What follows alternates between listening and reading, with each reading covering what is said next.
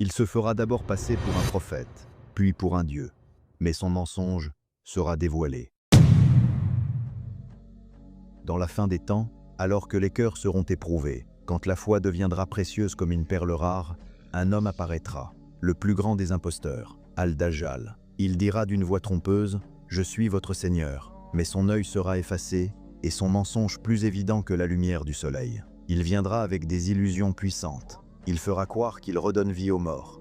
Il fera descendre la pluie sur des terres arides. Il fera jaillir les trésors enfouis sous la terre. Les foules le suivront, aveuglées par ses prodiges trompeurs, séduites par ses richesses, effrayées par sa puissance. Mais les croyants reconnaîtront le mensonge. Ils liront sur son front le mot « kafir ». Et ceux qui garderont leur foi, ceux dont le cœur restera ferme, seront protégés par la lumière d'Allah, sauvés de la tromperie du menteur. Car son paradis sera en réalité un feu, et son feu sera en réalité un jardin. Son pouvoir ne sera qu'illusion, et son règne qu'un mirage.